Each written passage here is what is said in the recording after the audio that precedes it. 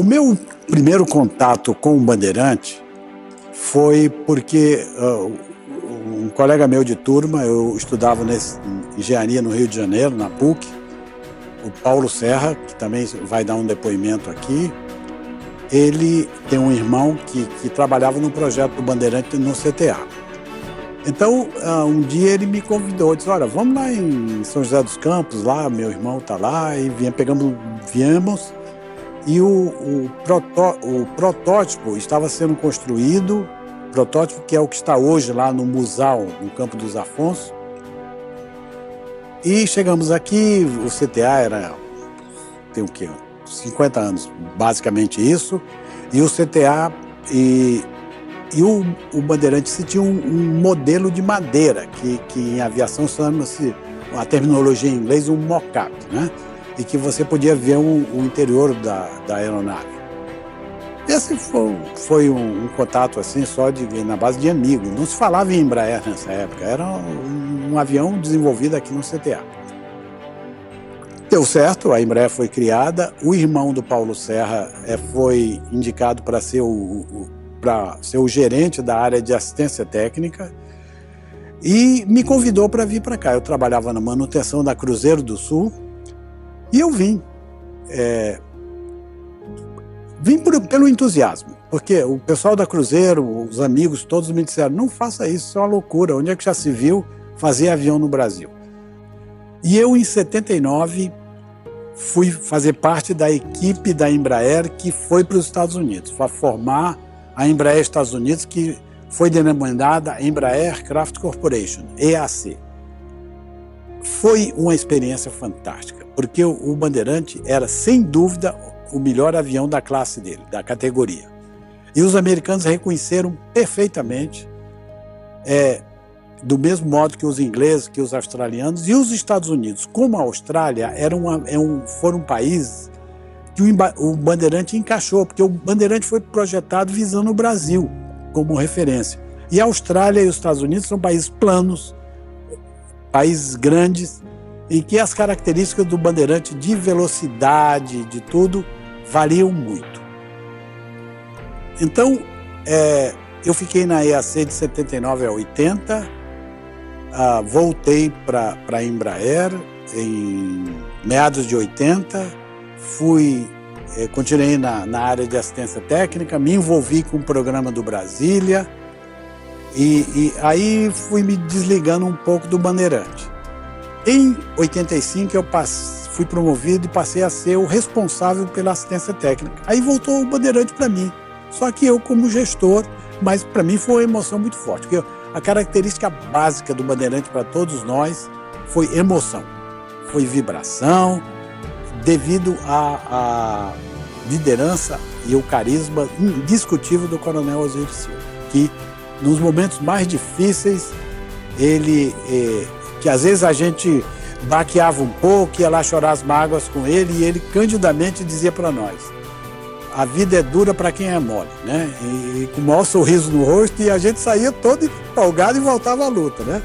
A Embraer iniciou suas atividades em janeiro de 1970. Eu já era formado, já trabalhava na engenharia da Varig, no Rio, e comecei a receber convites, que tinha muitas relações aqui devido ao meu irmão. A Embraer estava procurando todo mundo que gosta de avião no Brasil, mesmo com pouca experiência. Eu era um cara que tinha 2 anos de formado, talvez 2 anos e meio de formado. E eles estavam querendo pegar todo mundo que entendesse de avião, que gostasse de avião, para levar em frente o projeto. Aí eu aceitei e vim trabalhar aqui em meados de 70 e fui trabalhar justamente com o Bandeirante. Qual o Bandeirante? Esse avião foram fabricados 3 deles, chamados protótipos. E depois que a Embraer foi criada, eles foram adotados pela Embraer e foram chamados de MB-100. Esse avião, MB-100, quando a Embraer foi criada para desenvolver um avião baseado nele e que satisfizesse melhor as necessidades da Força Aérea Brasileira. Então ele tinha que ser modificado, era um avião rústico, rudimentar, etc. e tinha que ser maior também. E eu peguei esse projeto praticamente de cabo a rabo e isso acabou criando uma relação sentimental entre eu e o Bandeirantes. E eu pude acompanhar o Bandeirantes, a sua evolução, a transformação do avião daquele modelo da Força Aérea Brasileira para um modelo que servisse as companhias aéreas, VASP, Transbrasil. Esses aviões tiveram que ser modificados e depois apareceram as oportunidades de exportação. Primeiro, no 74, por aí, se eu não estou enganado, para Uruguai, Força Aérea Uruguaia, Marinha Chilena.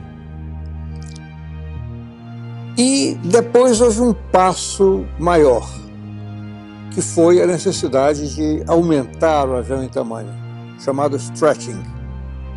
Alongar o avião, evidentemente colocando motores mais potentes, aumentando o peso máximo de decolagem.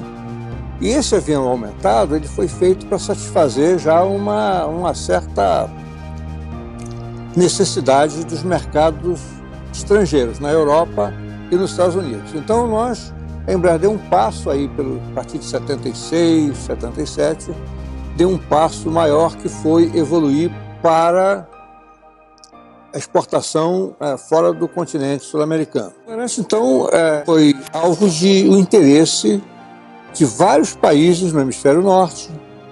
Eu poderia citar aqui Estados Unidos, França e também do Pacífico, como a Austrália. O Bandeirantes caiu perfeito na Austrália. Nova Zelândia, Nova Guiné, Papua e outras coisas. O resumo da ópera é que esses países se interessaram e venceram a barreira do paizinho subdesenvolvido aqui, porque era o melhor avião do mundo. É até difícil a gente falar, mas era o melhor avião do mundo na época. Olha, não dá para descrever, viu?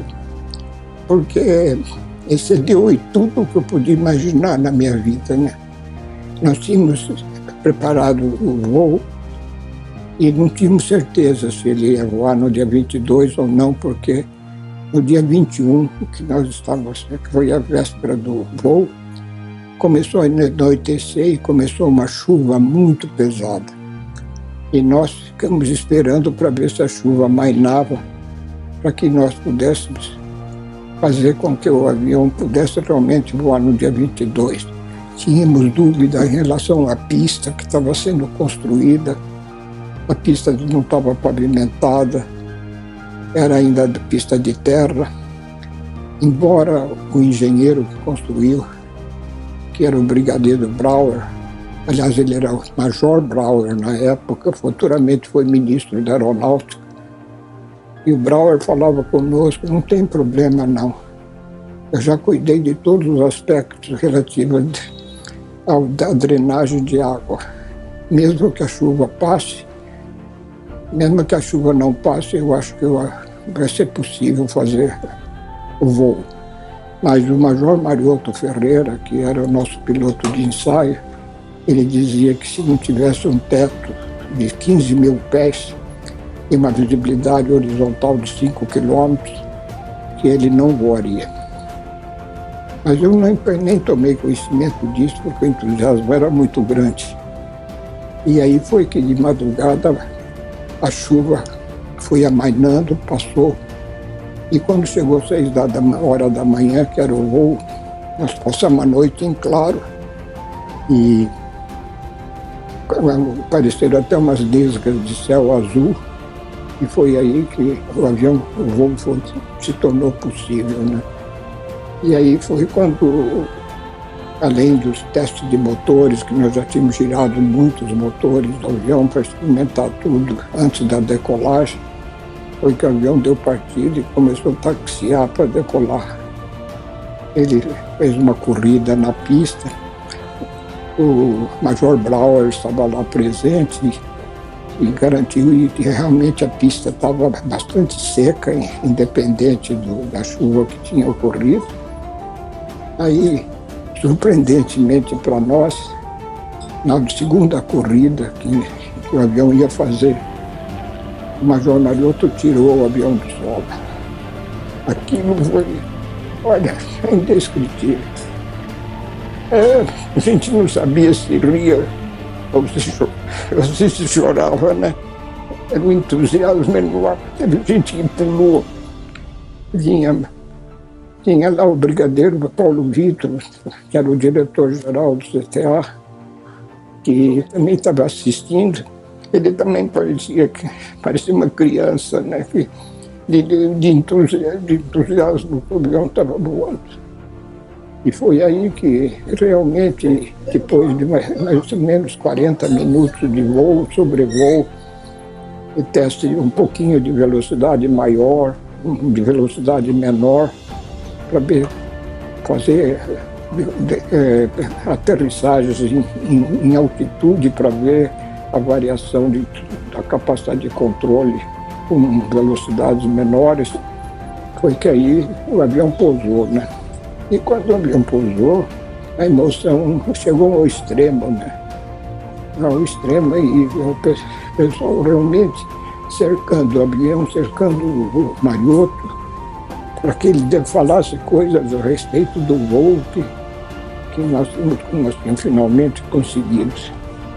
Olha, eu acho que quem participou daquela madrugada, isso aconteceu mais ou menos pouco antes das 7 horas da manhã, naquela madrugada de 22 de outubro de 1968, ficou marcada na cabeça pela memória de cada um de nós que pôde participar daquele momento. É indescritível. Falar sobre o voo de 50 anos da nave Bandeirante C-95 é de suma relevância, mas só dizer no tempo não se perpetua. Então, o que perpetuamos é realmente termos um livro, termos algo documental a respeito dessa brilhante trajetória. Então, retratar em um livro todo esse feito histórico ao longo desses 50 anos é o que vai marcar definitivamente o registro do brilhantismo de nossa indústria aeroespacial. Parabéns ao C-95, parabéns ao lançamento deste brilhante livro.